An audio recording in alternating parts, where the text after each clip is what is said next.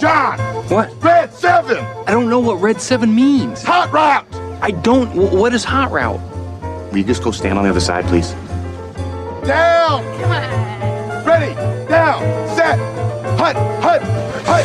Hut! Hit me! Booyah! That's what we call a sack lunch. Nom, nom, nom, nom, nom, nom. It's time for the Soonerscoop.com postgame show presented by Eskridge Lexus in Oklahoma City. Eskridge Lexus is the official travel partner of Soonerscoop.com podcasts. Now, here's your road crew, Carey, Eddie, and Bob, wrapping up all the action and reaction from this week's game. All right, it is the Eskridge Lexus Postgame podcast right here on Soonerscoop.com podcast, where we're wrapping up Bedlam or Bedlam, whatever you want to call it, because I think they removed the D, and it was a crazy game, 48-47. The Sooners win it as Trey Brown knocks down, I would say, a poorly thrown two-point conversion attempt at the end, but he was at least there to knock it down, which you can't say all DBs were in position to knock anything down, especially early in that game. We're joined by Josh McCuistion, Eddie Radosevich, and Bob Prisbillo. All three of us were at the game. We're sitting here eating our pizza, so you have to excuse us, having our Coop Ale Works. Bob is enjoying some Pepsi. Woo! Living dangerously. And Josh, I think, is... Snort some. Josh, I think, is drinking something that's not a sponsor, so we'll just leave it out. Yeah, it's absolutely not sponsored, it's but if they want to get involved, any whiskeys out there, he has his own sponsor mill. My portion, Whiskey. So anyway, guys, boy, I don't know where to start in this thing, but just start with the yardage tonight. OU offense, the good news, 702 yards. The OU defense, the bad news, 640 yards they gave up to Oklahoma State. Oh, boy.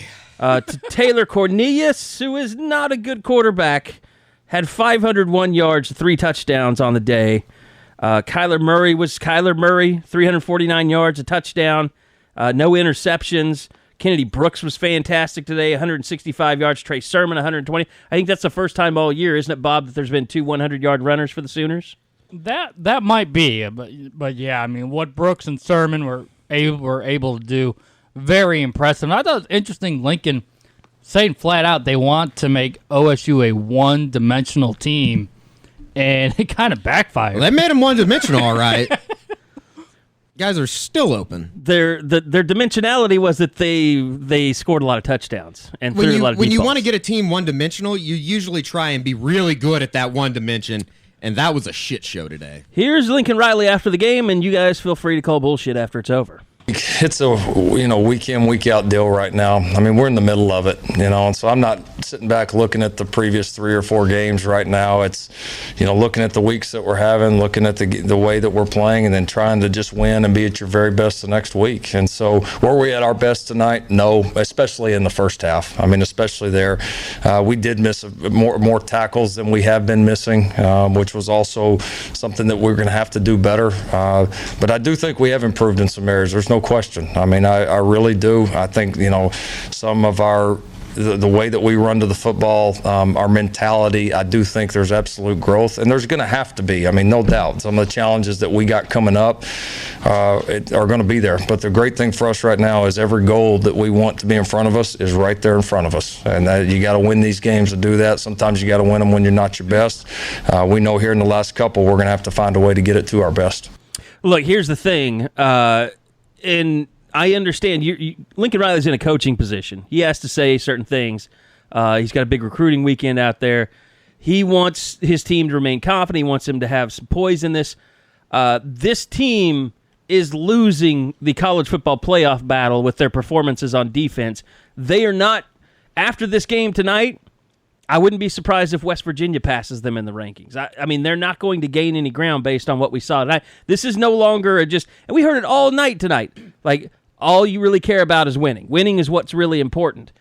No, it's not anymore. It's also style points. It's also playing well on both sides of the ball. It's playing well on special teams. OU is a terrific offensive team. They're still terrible on defense. And that was the one conclusion came to at the end of this game.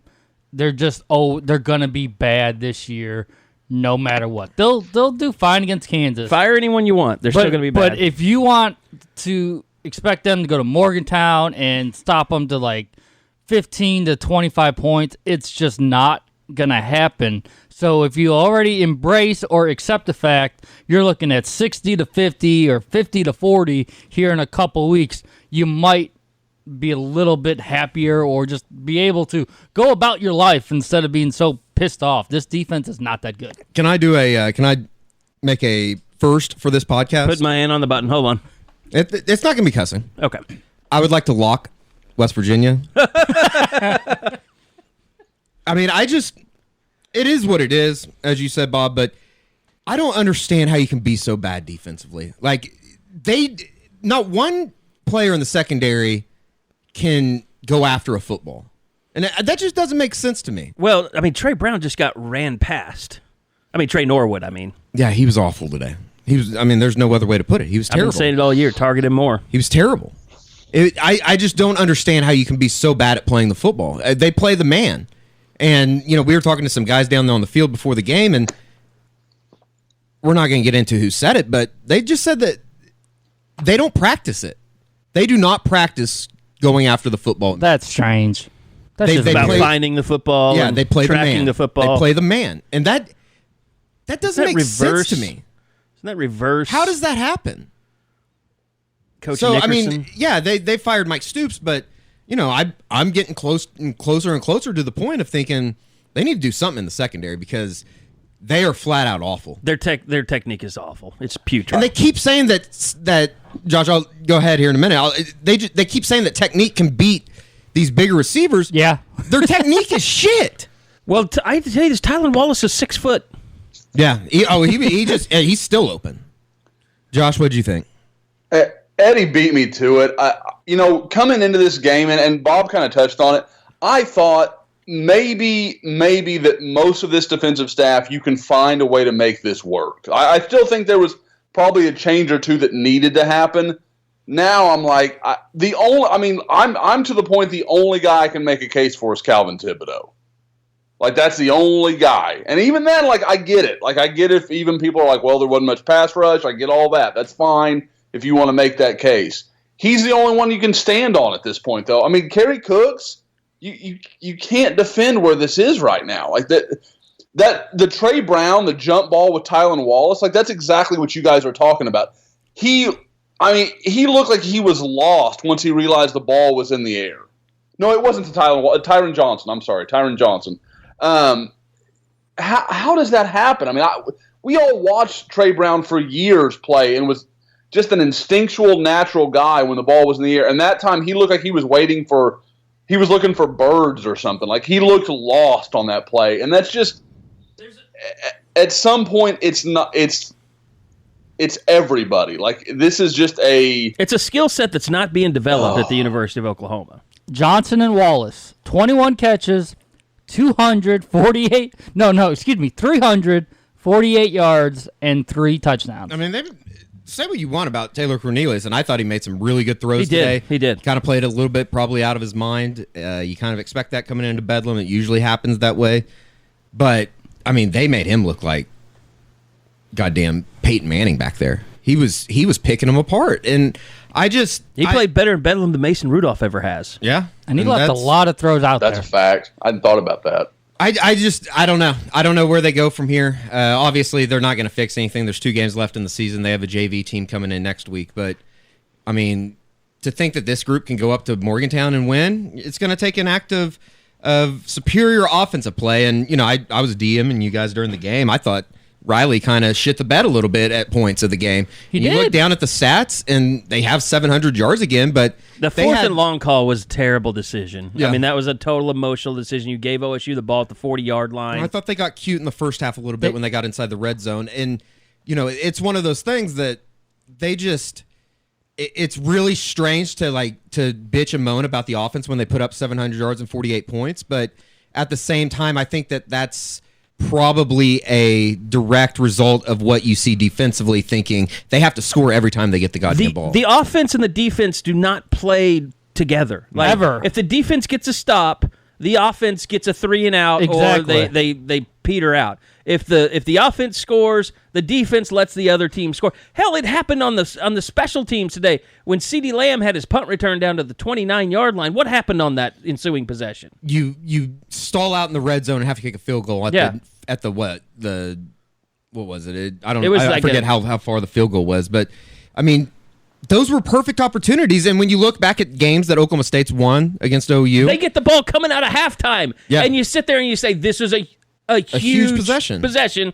OU gets the stop, and they get the ball back, and they don't do jack shit with it. Oh, I mean, it'll be debated, I'm sure, for a long time. But if OU doesn't force the turnover there in the fourth quarter, they lose the game. Hey, turnover! What do you know about lose that? the game, and I don't even know if that was a forced turnover. He coughed the ball up because he got hit pretty hard.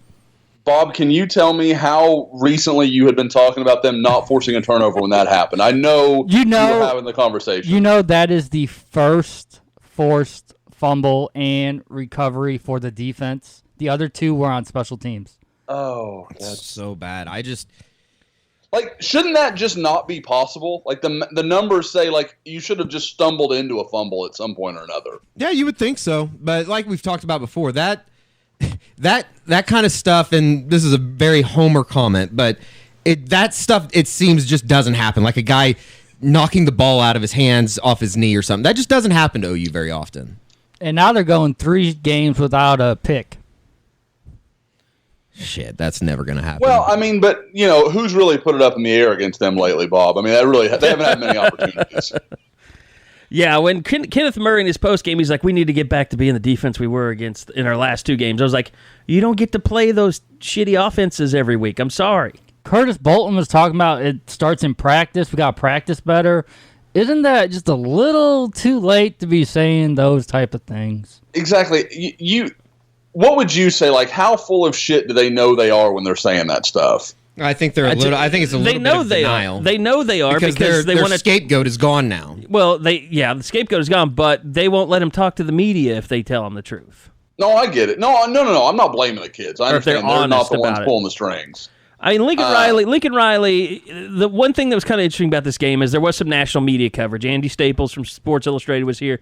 George Schroeder from the USA Today was here covering the team. Jake Trotter was here for ESPN. So, a lot of the stuff in the postgame was about kind of their resume and how they look like to other teams. And that's the thing that I can't stop wrapping my head around is that this team did itself a lot of damage. I mean, your ultimate goal is to go to the college football playoff. And they won the game, yes, but they did a lot of damage to their chances today. And here's some of the discussion. I believe this was back and forth with George Schroeder from USA Today with Lincoln Riley after the game. When they question your defense week after week after week, and then there's kind of a day like today where you got a couple of stops, but it was tough most of the day. Do you understand why people question that, and what kind of your reaction to that? I just don't listen to it because I know, just like it has here the previous 3 years, you just have to win. I mean, it's about winning. It's not about this team playing that team, this and that. It's about your matchup on the field each and every Saturday, and at the end of the game, do you win or do you lose? And the result here has been the last few years when we've taken care of business in the conference, we've taken care of business out of conference, we've been in the playoff. The 1 year we didn't take care of business out of the conference, we were, probably 1 slot out of the playoff. So that's, you just have to win. Everybody wants to make these predictions and all that right now. We've been through this. We know how it goes, and if we continue to win, we're going to be in great shape. Do you feel like you stack up well, just given what you've got, if you were to get to that point? Oh, I'll take this team against anybody. Just like we're just as capable as we've been any year, and I think we all know, how close we've been. Absolutely. And now he's saying capable on offense because they're not capable on defense. No, I mean you're living in a fantasy world if you think that they are. And West Virginia could very well put them out of their misery in 2 weeks. Yeah, sure. I mean, right now, I think that's going to definitely happen. OSU almost put them out of their misery today. Yeah, you were down on the field after you scored the touchdown to go ahead 48-41, and I turned around to you and I said, they're not stopping these guys. No. They're going down, and we both agreed they're going to go down, score, and go for two. Yeah. And you got away with one. Think, and as well as Taylor Cornelius played today, he left several throws on the field. Oh, sure. I mean, to guys that there were a couple wide really open. easy ones. To guys that were wide open. Well, I mean, and the 2-point conversion, hey, great for Trey Brown. That's a great, he did what he needed to do, and that's fine. But if that's Will Grier, that's 2 points. Oh, no doubt. No doubt. So, and don't get me wrong. Like, I think I'm not one of those people. It's just going to be a crazy-ass game, and the last person with the ball is going to win. I mean, West Virginia's defense is no amazing thing. Let's not kid ourselves.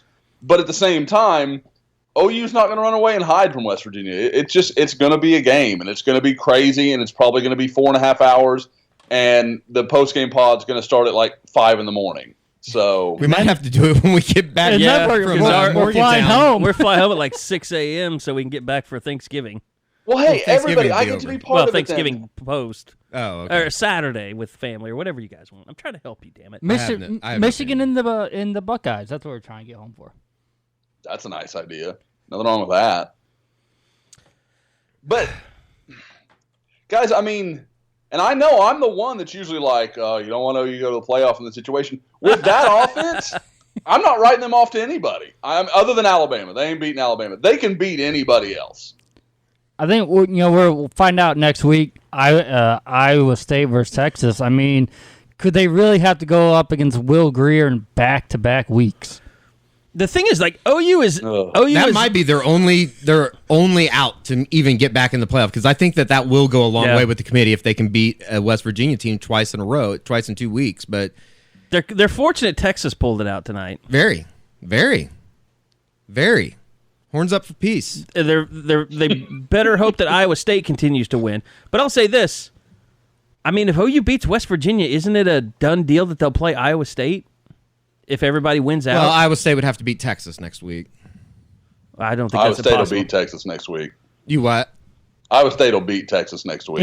In Austin?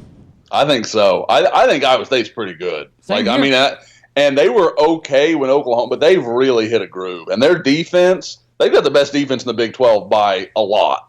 Like, it's not really that close. Brock Purdy throw for 400 yards against OU the way they played today. God. Hakeem Butler, can you imagine round 2 with him? I mean, he's not a guy that just had a good game against OU. He's having good games against everybody now. No, he's a really good receiver. Yeah. I mean, there's no other way to put it. So, I don't know. I mean, it was a hell of a game. It was fun. See, and that's the thing. I think once I accepted that the defense isn't going to get any better, it allowed me to enjoy the second half a lot more. I stopped looking at it as a critical thing and just enjoying what they were trying to do. It's almost like Oklahoma has invented a brand of football that makes defense optional. Like, they did that in Lubbock a long time ago. Well, yeah, but what I'm saying is, no matter how high level the opponent is, Georgia last year in the Rose Bowl, it's like, it doesn't matter if your defense is any good. We're going to score a whole bunch of points. Our defense is going to suck. You're going to score a whole bunch of points, and let's see who wins. And why do they ever kick off just onside that shit every time? Just go like Seriously. that dude out in California that never punts. No, the guy from Pulaski in Arkansas. Never ever Is punt. he from Arkansas? Yeah. Yeah, it's not the worst idea I've ever heard, to be perfectly honest. Just never punt. I mean, never kick. Well, they don't ever punt for the most part now. I mean, and with what I said earlier, guys, do you think this defense is any worse than it was last year? I don't. It's not good. It wasn't I agree. Good last year. I mean, I was fooled into thinking that this defense was at least serviceable. And that all went out the window today when the one thing that I've been saying all year long, which is I think Trey Norwood is the most vulnerable cornerback on this team, became the most vulnerable cornerback on this team. And the guy that everybody wanted to run out of Norman, Parnell Motley, is the only guy that really, I mean, Trey Brown's doing really good stuff, but like Parnell Motley was fine today. For the most part, he was okay against Tech, except for that one play in the end zone. It just doesn't make sense that they're still keeping the rotation of those three. Motley and Norwood should never be there together. They've been miscoached. I mean, let's just label it. Until you get to the dime. The entire position has been. I mean, I had my buddy. You guys worry about cornerback. Safety, that's a shit show back there.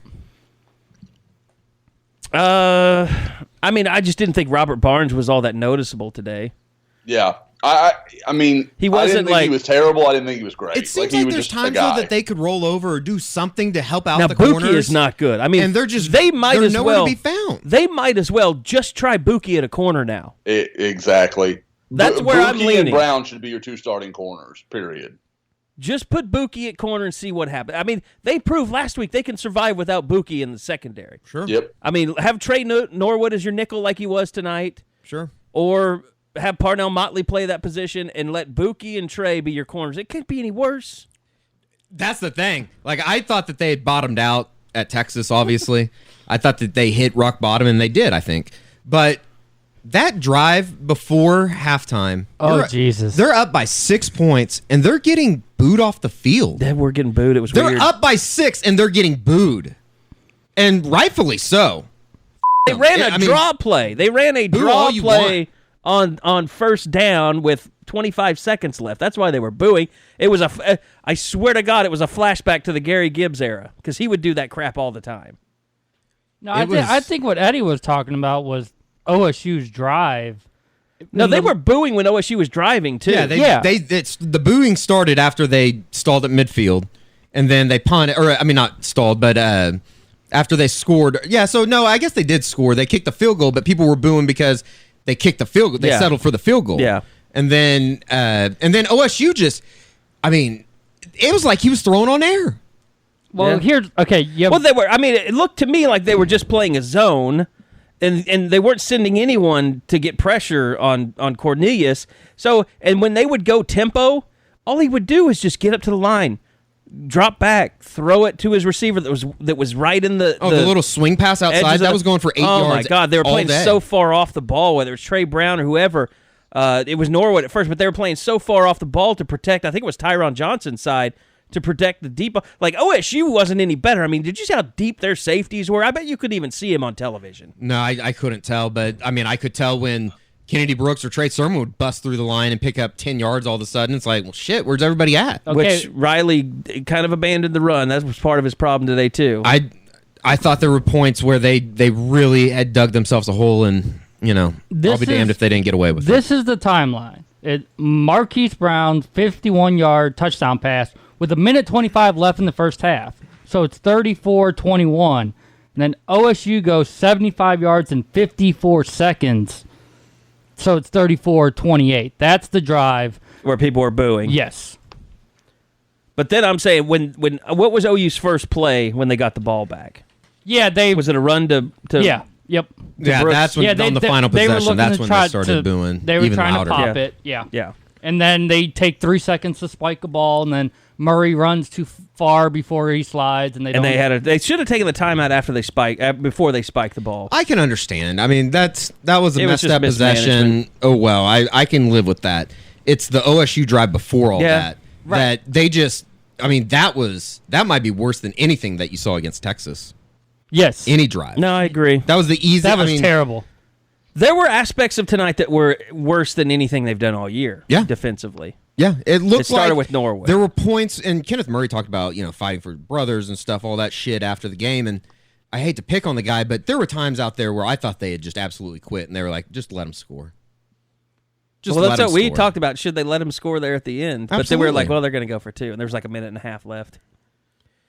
I don't know. It was. Didn't they score the touchdown on 4th down? Yes. Yeah, on 4th and 12. 4th and 12. It was 4th and 7, and they stopped it, but it was there's guys out there. Start. There's guys out there dancing after the 3rd and 8. It's like they have one more play. It's like you can't decline a false start, so it goes to 4th and 12, and boom, Wallace again. It was a good throw. It was a better catch. There was that insane shit all night.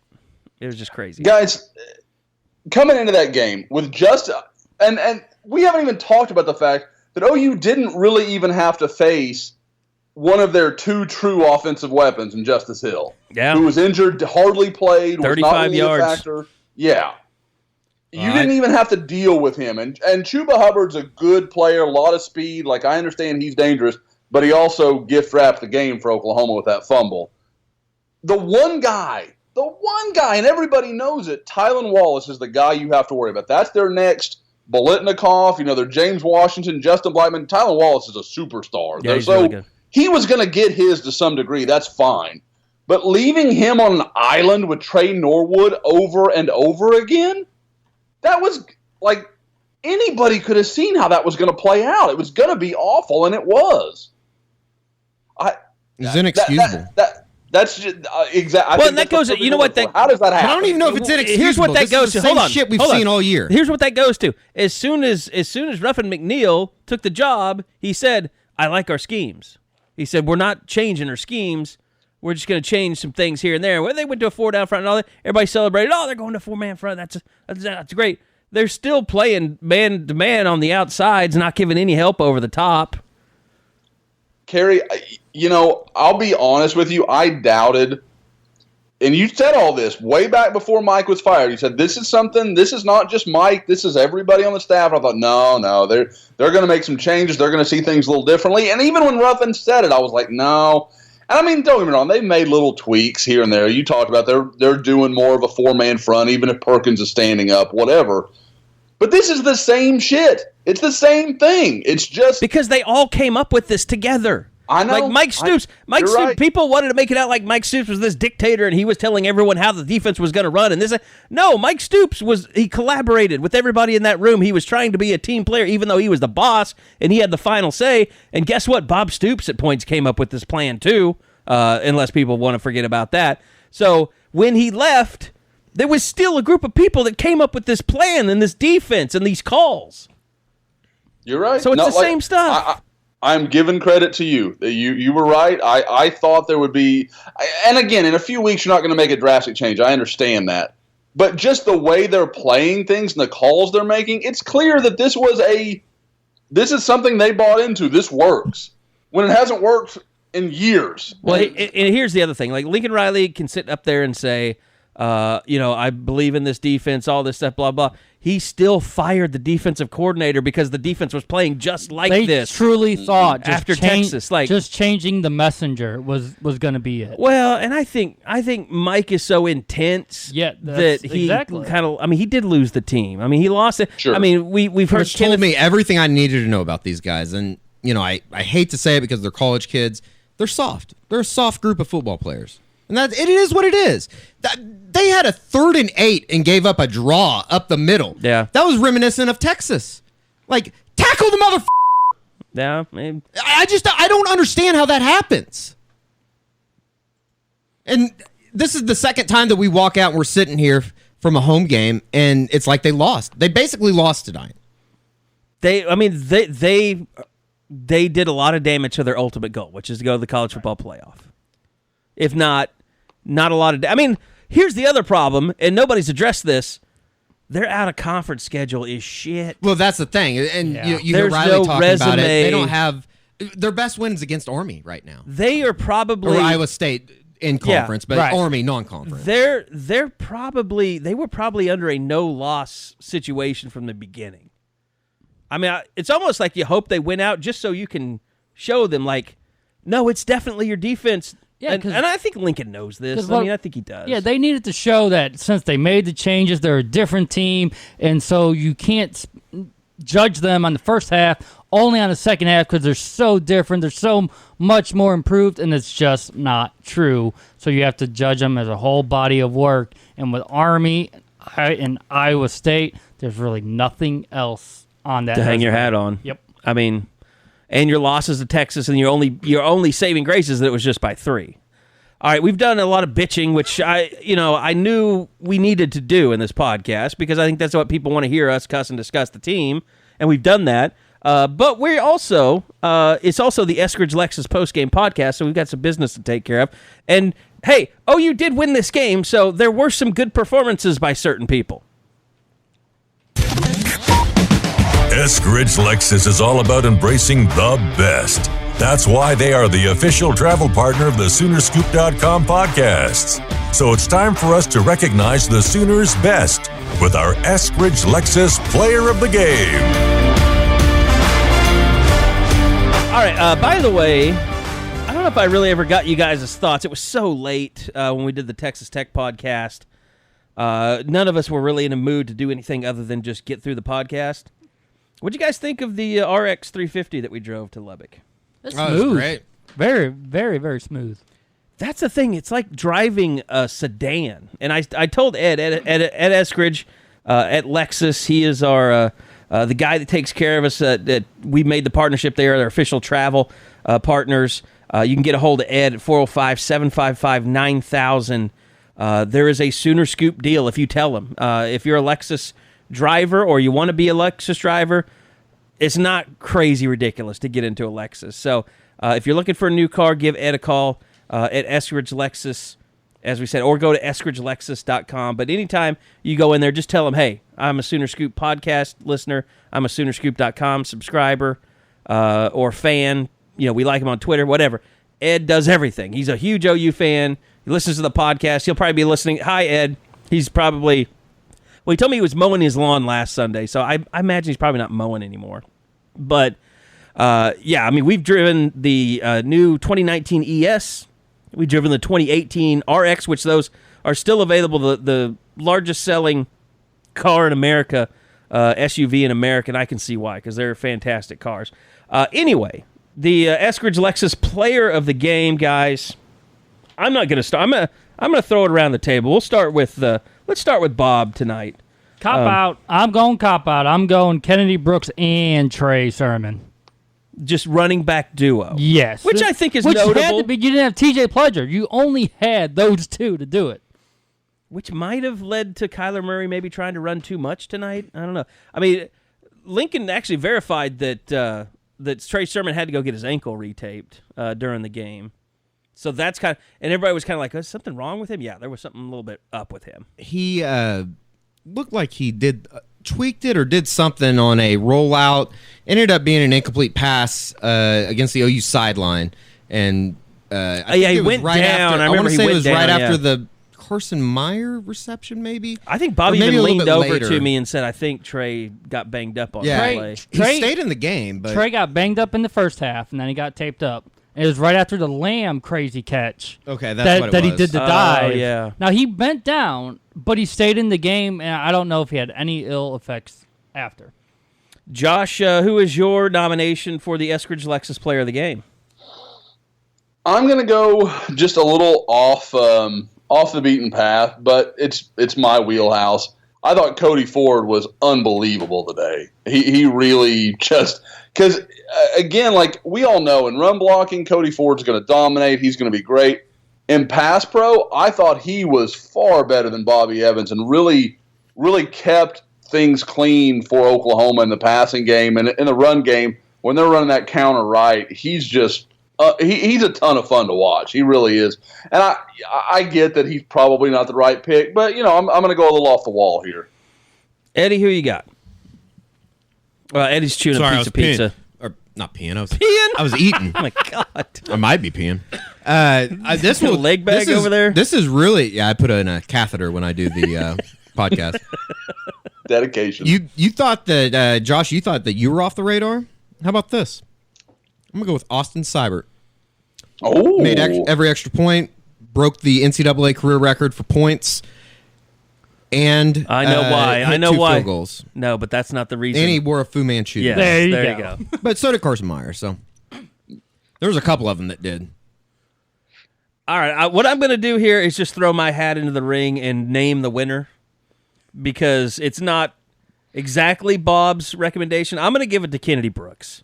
165 yards, career high. 3 touchdowns is why he gets it for me, but 11 yards per carry average for Kennedy Brooks tonight. Guys, I think I either put this on the instant analysis or I tweeted it out. Like, he's just so much better at everything than you think he should be. Whether it's breaking, his strength and breaking tackles, his vision, his speed. I mean, that the first run by Trey Sermon in the game, like, he showed speed I didn't know he had.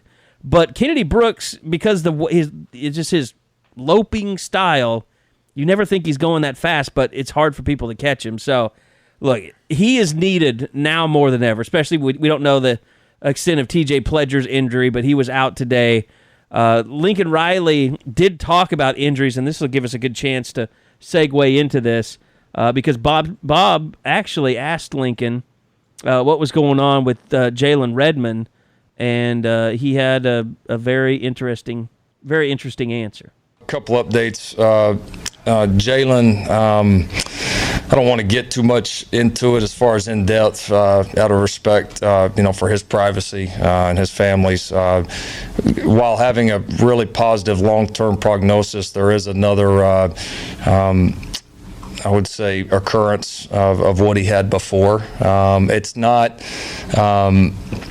it's much more positive than what it was before, and the outlook is really, really good. There's been a lot of progress, but it is gonna hold him out here for the rest of this year. Also would announce that Alex Dalton in our Tuesday practice tore his ACL in his knee, which is gut-wrenching. It's his third. It's his third one. The only guy I've ever seen with that, and he's been a really valuable member of this team, of this O-line. So, we've had a couple of those last few weeks, just some gut-wrenching injuries that have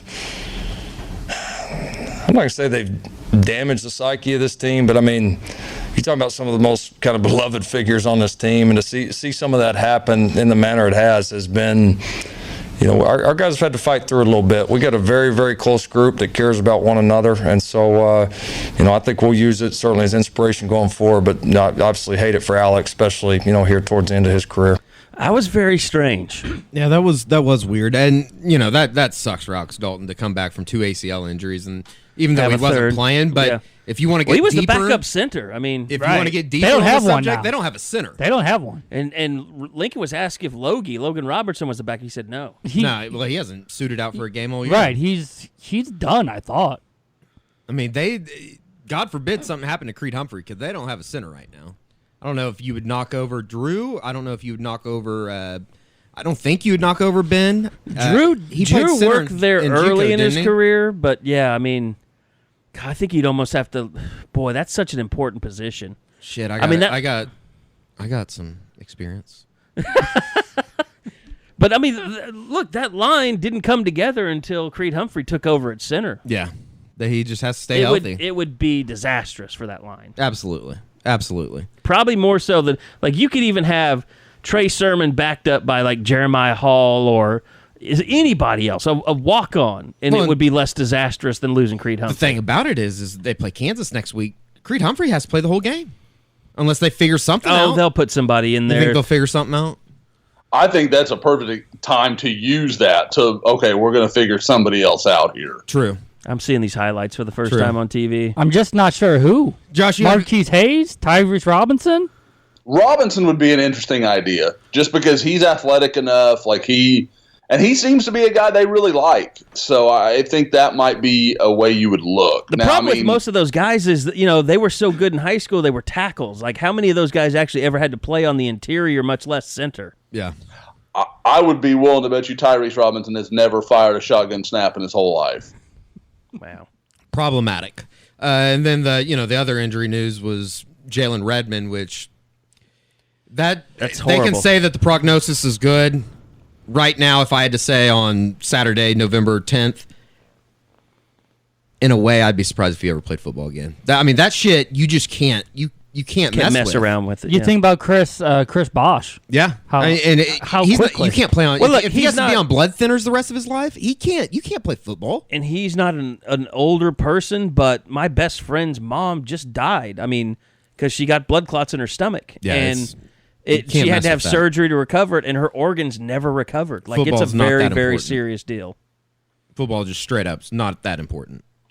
We did not see any. You shut your mouth, Eddie. We did not see any surprise redshirt freshman like a Ron Tatum today. They didn't have that freedom. Yeah.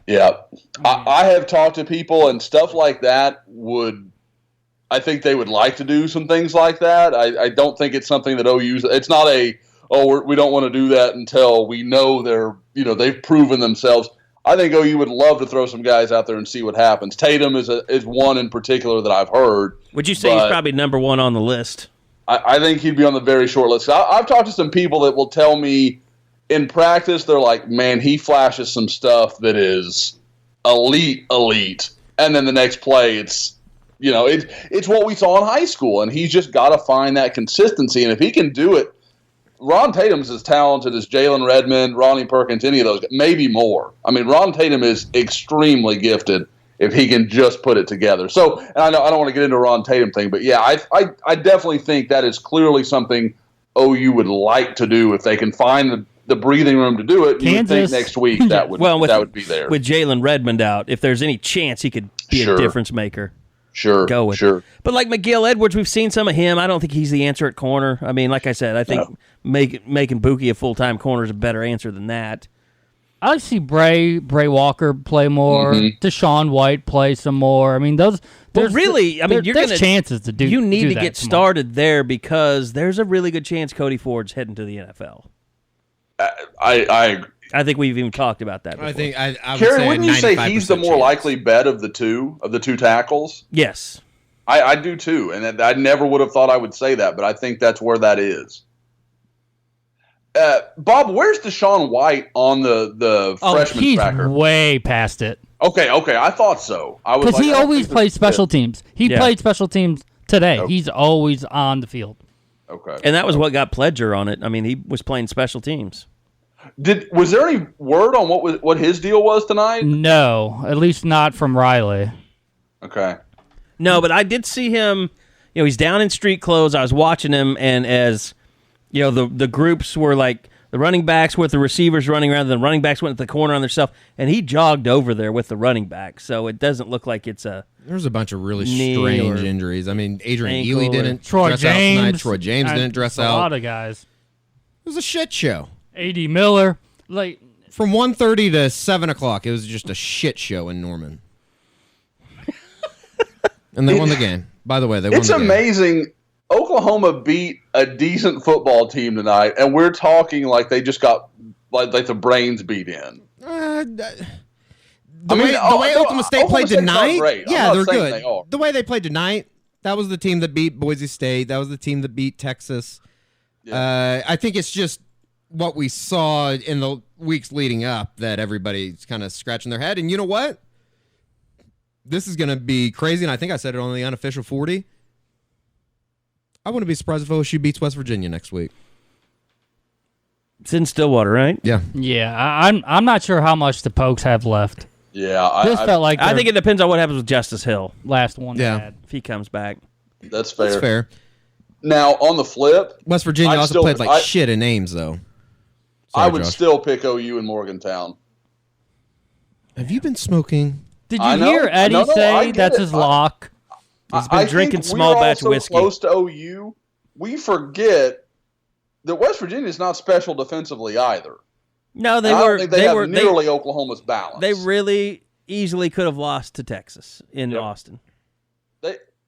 I mean, Oklahoma State has the pieces to put it. I mean, look, TCU. If they had any offense today, that would have been a game. At least in the first half. Yeah, I mean that was that be like game was 30. ripe. Yeah, but I get Bob just broke his bike. It's coming out of your paycheck, Bob. Damn it, Bob. Hold on. I'm going to pause this so I can fix this. Okay, we fixed Bob's mic. He's the one that's not drinking, apparently. Which reminds me, we talked about our players of the game. I don't know how hard this is going to be, but here we go. The game is over. The stats are in. Now it's time to grab a Coop Ale Works beer and raise a glass to our play of the game.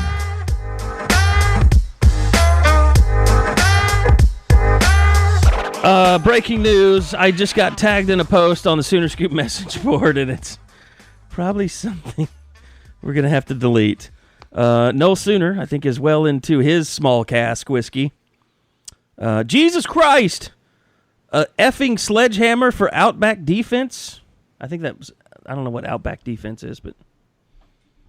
I saw him with a sledgehammer after the game. It's so stupid. I agree. That small batch whiskey is what that is. The sledgehammer needs to be hidden from him. I don't know the purpose of it. I've never seen them break it out. It just doesn't. See how triggered he gets? I just put laugh out loud. To who? No. He's easy to trigger. Love you, buddy. You're gonna be hurting in the morning. I mean, look, if I was up drinking watching that game, and I saw that sledgehammer at the end of the game, I'd be triggered too. That's fine. Yeah.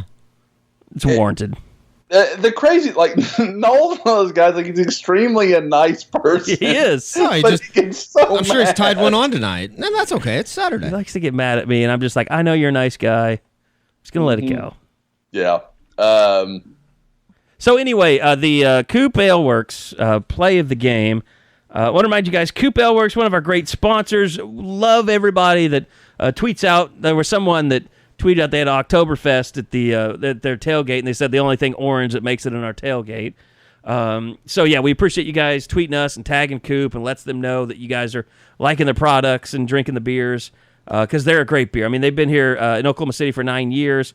You can get their stuff in Dallas and Arkansas. Just go to their website, coopaleworks.com.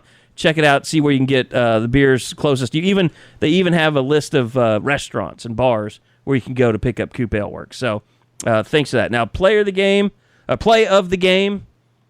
Well, we'll go to Bob again first because you wrote the post-game story.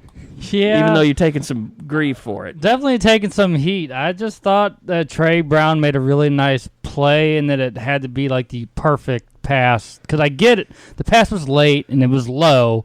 But Trey Brown was in position, I thought, no matter what would have happened, unless it was like a split-second decision right from the snap that he was going to go to Wallace.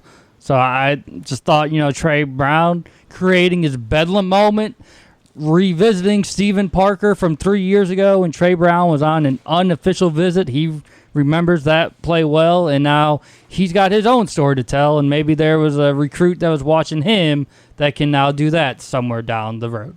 If there's not a recruit out there that wants to come play because you're going to play because everybody else sucks, not doing well, maybe you're soft.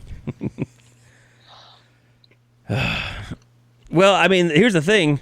The people that recruit the hardest in this region, their secondaries aren't that great either. Ohio State, they kind of suck. They have the same problems OU does. Yeah, no doubt. They would not survive in the Big 12 Conference with their secondary. Josh, your play of the game, do you have anything besides Trey Brown, the two-pointer? I do, and I think Bob's got the right of it, but just one that I thought was a really big play and how it happened was Curtis Bolton's sack about mid-third quarter when it looked like Oklahoma State was really starting to maybe take control of that game, and I thought Oklahoma kind of upped the pressure a little bit, got after him. Now, they it forced a punt.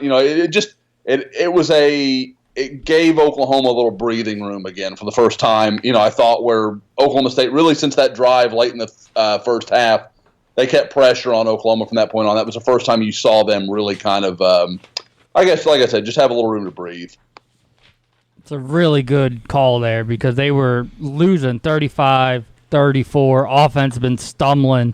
It was after that stop by Bolton that OU finally got the lead back. I'm just going to go with a random play in the game, and we mentioned it actually earlier, but the catch that CeeDee Lamb made on the sideline was so effortless and such a good play. Like the refs, just two different refs ran up and said not a catch because it didn't look like it should have been a catch. Like what human makes that play? And then you watch the replay, and I don't know if it's because they didn't see the ball come down to his side and it was in one hand. No, it's because he didn't know if he secured it. Yeah, it's because they're in the Big 12 officials. The face mask penalty they missed. Oh, my God. Oh, go ahead. But no, I want to nominate that play just because I think it needs to be recognized. That was a fantastic catch by CeeDee Lamb. And the one he got pushed out in the end zone, I know, Josh, you were tweeting about it. You said his arm just came down first. But that was a great play by the Oklahoma State defensive back, but he still almost got in on that one. It really was. I mean, it was just, CD making a human reaction. He was trying to brace himself for the fall, and if he could have just kept his arm in, his knee probably comes down in bounds. But, it's like I said, you can't fault him for that. And I agree completely, Carey. That catch he made, I would have ruled it out too because that shouldn't be possible. That shouldn't be something that can happen. So I would have ruled it out and then went back and watched the review and been like, damn, that's just incredible. And that's what it was. That's a catch that nobody has any business making. I should have probably nominated CD for player of the game just for his punt return alone because that was probably the biggest punt return since the Justin Brown era, wasn't it? I mean, Sterling returned a lot of punts, but he didn't return them very far. Well, he caught a lot of punts. Jalen Saunders had a couple. Oh, Jalen Saunders had a touchdown against Oklahoma State in Bedlam. Yeah, in Bedlam. So I don't know. I mean, it was good. I guess if they would have not had a field goal, touchdown out of it, it would have been better. But that's another wasted drive. Yeah, I mean, we talked about it earlier. I thought that they got too cute down there. I'm going to go with the fumble. I mean, Kenneth Murray and Neville Gallimore, I think, is the ones that caused that. I think so. Kenneth Murray. Kenneth Murray recovered it. Murray recovered it. Murray got it. Okay, Yeah. okay. I mean, if He they said, don't, well, I mean, listen, he said he basically, it fell in his lap. yeah, So it's not So, like he that was fought just off the that team was a to get weird to it. play because then Chuba Hubbard got hurt on the play. Neville Gallimore was down on the play. That was scary. I mean, that play though, without that, she wins the game. So why did Buki have the damn sledgehammer? I think that's their turnover chain. thing. Yeah. But he didn't get the turnover. Because they get so Well, he's many. the one that brings it into the stadium and then takes it out. Like, I think he's the one that came up with it.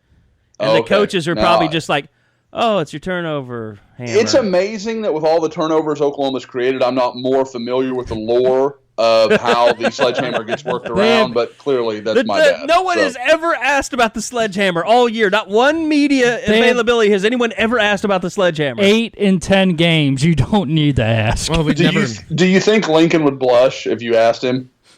You're like, yeah, that's some stupid, like, we shouldn't have that out there. The only other play, give a shout out, 3rd and 11, Kyler, Marquise Brown, Where he splits and the defenders. Brown split those defenders. that was amazing. That was huge. Okay, how ridiculously fast is Marquise Brown? That when we can all tell he's not himself right now, and he's still that much faster than really good college athletes. It's like he all the speed he had, he used it up on that one touchdown pass. And Bob, then he was never the same. We were talking to him after the game. He said that he said he's about there. Yeah, as far as being back. Because the way I phrase that, I go, is this something you just have to deal with? Like, there's nothing you can do to get better, or are you actually starting to improve? Like, oh yeah, I'm definitely getting better from where I was 3 weeks ago. I will award the play of the game to Marquise Brown because I think that was a really key play, and the offense was sputtering, and look, I think the fumble is a huge part of it, but that was really Oklahoma's offense kind of stepping up after really being stagnant for a while, and kind of it got him going again. Yeah, I think that was a huge key to the game. The CD Lamb play at the same time though, if that gets ruled incomplete or whatever, it's 3rd and 8 all of a sudden. Yeah. So I mean, there was a lot of those plays that they didn't make enough plays today that made me think, like, it reminded me of games that Oklahoma's lost in the past, especially at Oklahoma State, particularly the 2014 game when Samaje Perine's going in, fumbles, all of a sudden they were going to go in and score. It was going to be a 3-touchdown game, and then all of a sudden it's a 7-point game after Oklahoma State goes down and scores. But they just not being able to execute, not being able to capitalize off of certain points of the game, it reminded me of those losses. And, that's why in the fourth quarter, I'll be honest, I thought the game was over multiple times. I thought Oklahoma State was going to win the game. Okay, it is now time for our biggest and brightest segment of the podcast. Whose stock is up and whose stock is down? It's time for the AMC Mortgage Stock Report. If you're on the move, check in with AMC Mortgage for all your home loan needs. All right, give my buddy Kyle a call. Kyle McCord with AMC Mortgage, NMLS number 1256166. He's an equal housing opportunity lender. Look, he has done loans for a lot of my on-air colleagues. He and his team have been originating loans in Oklahoma together for over 16 years. In addition to standard, conventional FHA, VA, and jumbo financing, Kyle and his team also specialize in first-time home buyers and loans requiring down payment assistance. Call them at 405-623-3802. 405-623-3802. That's my friend Kyle McCord with AMC Mortgage at 405-623-3802. Boy, there's I would assume stock up for most people on the offensive side of the ball. And is there one defensive player that you give stock up to today? I'm going Caleb Kelly because they finally know what they're doing with him. He's going to take Ryan Jones' spot. He's going to be an outside backer again. He had 7 tackles. I thought he was getting eaten up all day in coverage. He was getting eaten up in coverage, but now they finally know what they're going to do with him. So make a tackle for a loss. That'll impress me. So stock up because now we know he's going to be on the field. You trying to get brownie points with Jesus, Bob? I like that Bob's like, yeah, he was kind of lost out there, but stock up. Congratulations. He got to play. Pass rush. He got to play. He did. I mean, look, you're taking Mark Jackson off the field, and he's been a pretty decent No, you're player. taking Ryan Jones off the field. Yeah, but you're putting Mark Jackson down at a rush-in spot. Mark Jackson out in space isn't working either. But I don't know. There are no answers for this defense. There's no good answer. Caleb Kelly had 7 tackles. He had one half a tackle for loss for a yard. Jesus. He's playing. Stock up. You don't get charity. I've always thought charity's overrated anyways. You can't rain on Bob's parade. He's not having it. Stock up. God damn. Exactly. It's hard. You know what? Bob, this is good. You're going to like this. I thought Carson Myers starting to come into his own a little bit as a pass catcher. God, I think one catch was great at the beginning That was of the game. a terrific grab. Who would have thought? By the way, I would say stock up for Neville Gallimore. Yes, I mean, he forced a fumble. That's a good one. He had a sack. He had a tackle. The sack was the tackle for loss. But we got a Justice fight Hill, on the USC sidelines, by the way. Justice Hill, even though he got hurt, he wasn't doing a whole lot early in that game. And Chuba Hubbard did some nice things. He ended up with 100 yards, but they controlled the run game for the most part, which is a sad thing to say. That's what they wanted to do. It's a sad thing to say when, it doesn't matter if you run or not on this OU defense, you're still going to gain 650 yards. Well, I mean, Oklahoma State had 139 yards rushing, and they had one carry that was 28 yards. I mean, that was almost a fifth of their yardage came on one run. The run defense was good. People can get mad and say whatever about as far as the defensive line play. The run defense was really, really good. Did you know that Chuba Hubbard is the only running back to rush for 100 yards on this OU defense this year? Now, the quarterback for Army rushed for 102, and they've had 3 quarterbacks. They played teams where 3 quarterbacks have led the team in rushing. Ellinger, Skylar Thompson at Kansas State, and then the quarterback at Army. Wow, we're going to have to bring back the old stat boner. That's pretty impressive. Nicely done. But, yeah, I mean, David Montgomery had 86 yards, I think, against him. Mm-hmm. So they've been good against the running back this year. Stock downs. Trey Norwood. Trey Norwood. God, number 1 with a bullet. Stock bottoming out.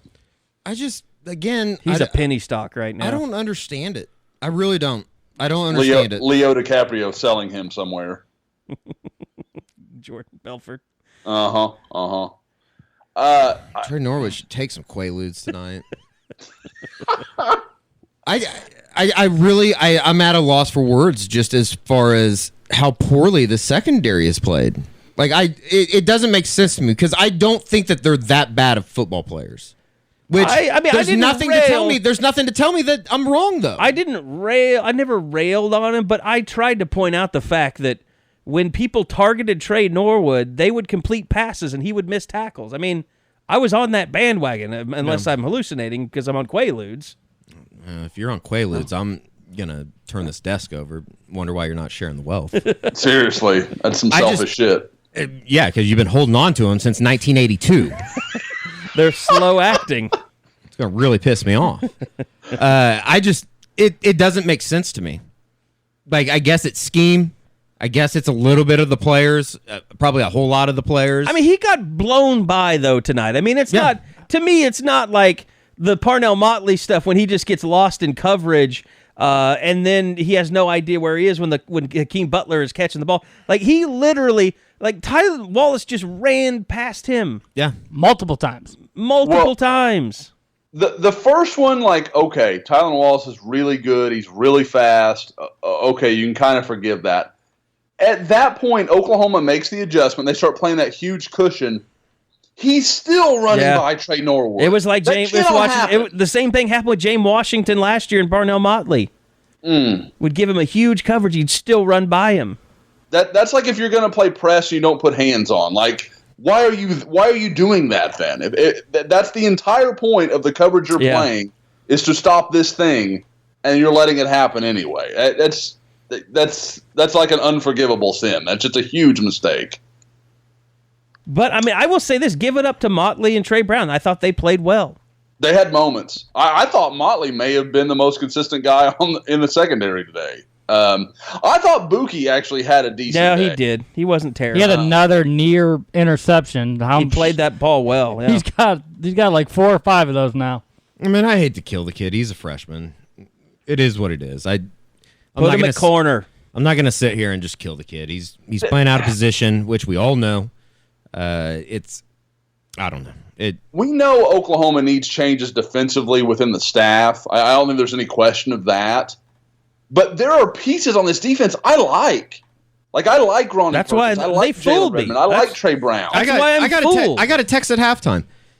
Did Ronnie Perkins not play very much in the first half? I honestly couldn't remember. He was out there with the starters. He started, He started, but after like the second series, it seemed like he never played. You could look at PFF and see I'm pulling a it little up as number. we speak. Yeah. Ronnie Perkins had 43 of 90 snaps. 43 snaps? Yeah, but he played a lot in the second half. I don't know how much he played in the first half. I mean, for a comparison, Amani Bledsoe had 67. Okay. Parnell Motley had 67. Trey Norwood had 63 for you, Carey. Yeah, he is always. Well, he part of played that nickel. rotation. I mean, or when they went to dime, he was in there. Yeah, And he and Motley can work in that role. Like, I don't have a huge beef with them doing that because those guys are quick and they're, especially Motley. I think Motley can work as a nickel. Norwood, I'm off the bandwagon. Like, I'm off even trying to find a reason to be on the bandwagon. Well, here's one we talked about. Someone gave Caleb Kelly stock up first off. Here's what I listened to Ruffin McNeil's press conference, and he was asked about Caleb Kelly, and he said all this stuff. He just said a bunch of words came out of his mouth. I thought you made a really good decision putting Caleb Kelly in tonight. No, not the questioner. And then after it was over... Are you interested in some Burger King? After it was over, all I could think of was, holy shit, we've gone back in time. Because that entire game, Caleb Kelly played the Sam, yet they kept putting the nickel in there, taking Caleb Kelly off the field. So the entire reason that you moved Caleb Kelly into inside and probably should have redshirted him this year, he's right back where he started. Right back where he started. And the more he plays that position and the more people realize Caleb Kelly always has to leave the field, they're just going to get pissed off again. So, and people blame Mike Stoops is an idiot because he wouldn't play Caleb Kelly at inside line. No, he tried to come up with that plan to put it, or they came up with that plan to put him there, but then it got frustrating because they always had to take him off the field. And so one of their best athletes, a 5-star, they decided we're going to move him to middle linebacker because he'll be able to stay on the field all the time. Now he's right back to where he was. It doesn't make any sense to me. He got 60 snaps tonight. He got no answers for me. He I can't have play no idea. inside. I don't think he can Just play stick inside. to what you were doing. I mean, it's a bad idea. Ryan Jones. It seemed like wasn't trying the to throw answer. something at Oklahoma State that they hadn't seen. Like trying to, we're going to do this and it's going to change things. But in the end, their best defense was nickel and dime. I mean, oh yeah, playing a base 4-3 does not work against that team. Against any, I mean, really, I mean, the reason they got away from the 4-3 was because of teams like Oklahoma State, and they're right back doing it again. I mean, maybe next year against Tech they'll run like a 5-2. You know, I mean, but that's what everybody wanted. Everybody wanted them to go back to a 4-man front. So now they're playing a 4-3 with a strong side linebacker against Oklahoma State, and Tyler Wallace is running 15 yards behind Trey Norwood on the first 2 series of the game. Hey, we're trying to get Marcus Stripling to Norman. You better not say that. I'm not trying to get anybody to Norman. You can come if you want. And you have to be pretty good. Otherwise, people are just going to shit on you like they do Buki. So, there. I get off my lawn, guy. Yeah, I mean, OU had 2 of the best pass rushing recruits they're in this weekend. They need him. So. I'm going to tell you, Marcus Stripling, you could play it in Norman. Oh, there's a lot of Stripling and Jalen Redmond comparisons to be made after I had a chance to watch him. Is it Ogwebu? Thursday night? Ogwebu. Mm-hmm. You can play in Norman. Is there anything coming There's out your of sales pitch? Anything coming out of You're tonight, a moron if you don't come to Norman because they don't have any end rushers. Early reaction, no reaction, inaction. There's a lot of inaction. Yeah. There's a lot of inaction. Yeah. No, I haven't heard much so far. I mean, Strip's a really quiet guy. He's not going to say a lot until, till after the fact. I will say I thought, interestingly enough, I kind of learned while I went to watch him Thursday, OU, he wanted to bring up several people. Well, OU can only permit 2 on his official visit. They can bring, usually, basically for mom or dad. Because they can pay for it now. Exactly. So there's that allowance. Well, he wanted to do more than that. So what Oklahoma did was they got him a car, and they got him a charter car, and the car drove him from Houston to Oklahoma City so that his brother could come along as well. That So sounds it's shady. his brother, Well, his it's like, mother. it's like paying for a flight. That sounds shady. I like it. It's like paying for the a bagman flight. will like that. No, I mean it's like they don't get me wrong. Don't tell me that. I What prefer to think that it's illegal. I prefer thinking it like this. There was a whole waiver process they had to go through, so it's fine, but it's just one of those things where it's I hadn't really heard of that before. But yeah, so Marcus Stripling got his feel of I-45 to I-35, which as a guy who's made that drive more than most, there's a lot of scenery out there. I did think it was telling that Spencer Rattler made sure to post his tweet almost immediately following the game. I think a lot of board members or just fans in general think, 48-47, no way these kids are enjoying it. The game's not that big of a deal. If you didn't enjoy that game, you don't like football. Yeah. Kids don't ride on that stuff like fans do. And I've tried Kids to have those explain games, it, and kids dream of having those games in high school. You think Spencer Rattler didn't want to have the ball with 3 minutes left, like Kyler Murray trying to drive down the field and go score? It's exactly what he wanted to do, or 5 minutes, or whatever it was. That's every quarterback's dream in a big rivalry game to go make a play. What was the score in that Marcus Hicks game? 84-67. Holy shit! I can only imagine how bad that Kansas team was. 84. That high school team, because the Wichita Northwest team that we saw play, they scored 84 points. Yeah. Is that Bishop Carroll? They Blake Bell played Blake Bell. Oh, the Bell family needs to stop donating. They got 84 put on them? No, Bishop Carroll's one of the best programs in Kansas. I know, that's what I'm saying. So is Northwest, but it's insane. Their quarterback's decent, and they got that guy going to Iowa State. He's really good. Brees Hall. Yeah, he's really good. But Bob still thinks he should be getting a look at running back. But it makes sense to go junior college, though. Mm-hmm. Yeah. Shit, that kid can't play at OU. I should tell you right now, he can't play at OU. He's good, though. He would never play. He's good for a high school kid in Kansas. He's That's playing great. I'd be a good high school player in Kansas. Playing in the All-American Bowl. He's going to Iowa State. They going recruit really to good San players. Antonio for the All-American Bowl. That's an indictment on the Army game. I don't know what it is now. It's not the Army game. I don't know what it's called. We're calling it I'm never not going to call it the Army game. The game the All-Star game played in San Antonio is the Army game, unless you're against the troops, which unless you don't support our troops. No. Hey, I support the troops. I can speak for everybody in this pod. We support the troops. I support the troops. I support the blue. Yep, absolutely. Oh, do we have a USC fan packing up after the interception? Look like he was ready to leave. 14-9. JT Daniels looks like a guy you'd buy cocaine from. He does. He looks like you make it sound really hypothetical, Eddie. I feel like there's more to this story than he kind of looks like Joaquin Phoenix after he died. By the way, if I had ever done that, I would say that he looks like a guy that you would buy cocaine from. So is 17. I like the arm tats. That's probably a fake sleeve that he bought online. If that's a fake sleeve, I want to know where to get it. God, that guy is white. That's why he's got the tattoo. See, I'm the lone tattooed member of this podcast, correct? That I know of. Yeah. That's always what I wanted was up the arms. That was. Oh, that's a good look. If you can pull it off, it's a good look.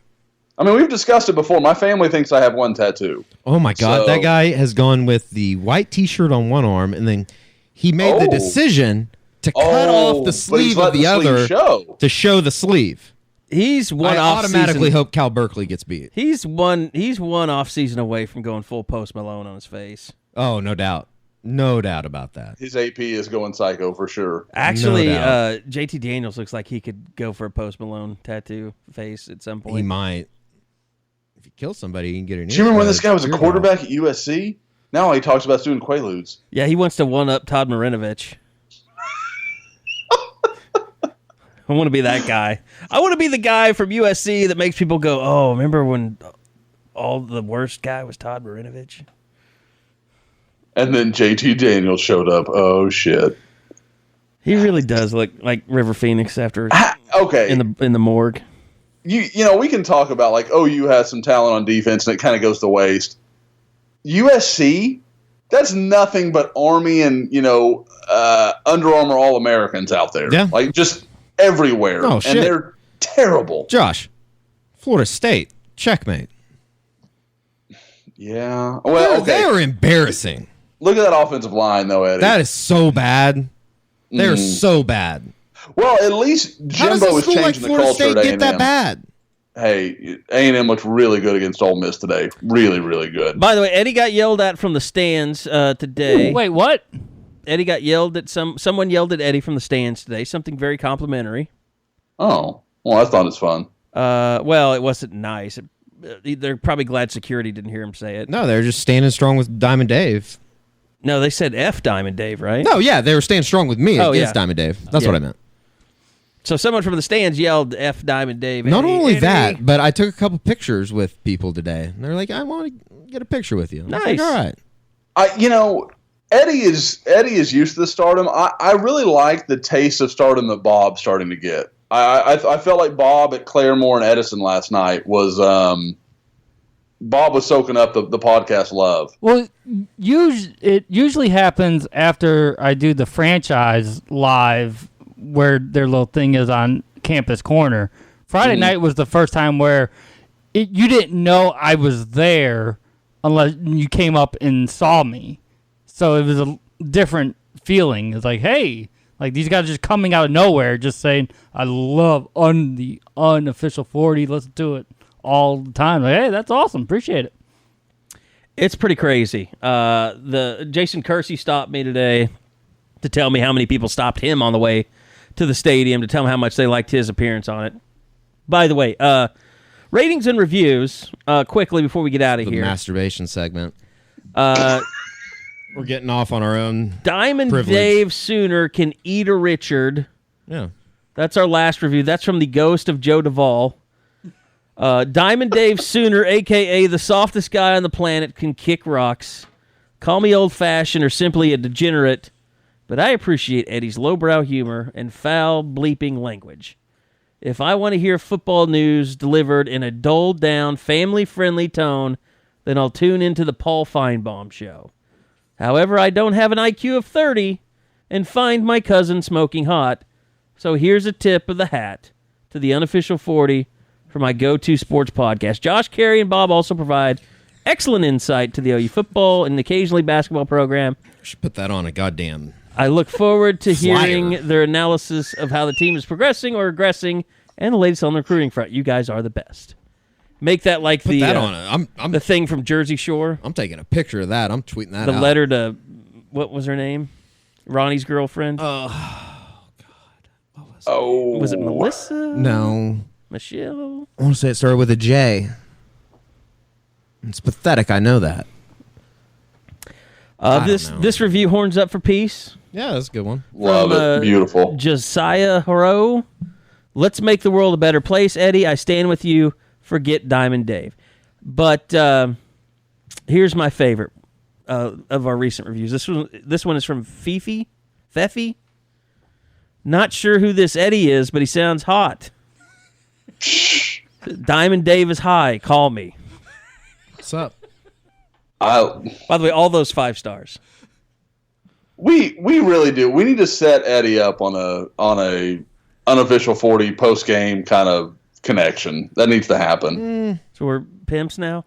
I'm fine with that. I'm not above it. So we gonna pay? I'll sell Eddie out. You know. We have to pay for this, Josh? Tech K-State's at 2:30, so OU is either a 11 a.m. game or prime time. Well, It's gotta be 11. we know Texas Iowa State is at night because it's on the Longhorn Network. I'm sure there'll be a bunch of people watching that. All I don't even think I 74 get people that. are going to be very excited. Yeah, I don't even about think that I one. get that in high def. You don't. I know. It's so weird to watch anything on that channel. Wait, that's not in high definition? OU Not on Kansas, Cox in Oklahoma 6:30. City. Oh, Jesus. 2:30 or 6:30. Oh, okay. Will be televised by ABC.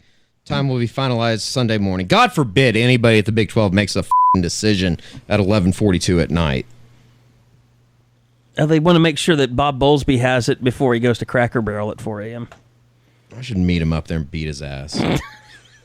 You guys and your goddamn Cracker Barrel. Stop it. Just no. What's wrong with Cracker Barrel? It's awesome, Cracker Josh. Barrel's nasty. Chicken and Cracker Barrel's dumplings. awful. It's awesome, Josh. All right, that's going to do it. We're done. You're a terrorist if you get chicken and dumplings anywhere. I'm a terrorist. Oh, I bet chicken and dumplings is the #1 food of Iraq. Oh, no, I think it's probably has to do with goat or something. Dirt. Goat dirt. Goat dirt. Goat dirt. And on that note, goat dirt and couscous. Osama bin Laden loved goat dirt and couscous. As a quick note, I'm still working on the sponsor for the Is It Racist segment. So, Well, let's just say it. Let's get the Klan. All right. Maybe not. I actually had to have a discussion with someone today if Nazi Germany was worse than Texas A&M and their cadets. Let's end it here. Debatable. are you saying someone to protect Eddie? Debatable. Let's end it. That's it. Thank you for listening to the Eskridge Lexus Post. I want to get this damn thing up, and there's plenty of F-bombs I got to get rid of. Like 5. I'm glad you can still count in your state. All I right. had 2 beers. Yeah, I know. It infected you. Not really. Thank you to Josh for joining us once again. Thanks to Eddie, who I love you, Eddie. Thanks, love me. Thanks to Bob. I am Carey Murdoch, and we'll see you guys back for the unofficial 40 midweek. Make sure to subscribe to the podcast, both Oklahoma Sooners Postgame and Oklahoma Sooners Unofficial 40 on your podcasting platform of choice. We'll say it again. Spotify is our recommended platform for Android users. And then, of course, there's iTunes as well. So thanks for listening. We'll see you guys next time. Sooners win at 48-47. It's on to Kansas next week for another edition Senior Day of the Eskridge Lexus. And Rodney Anderson will be returning. That'll do it. We'll see you guys next time on the Eskridge Lexus Postgame Podcast.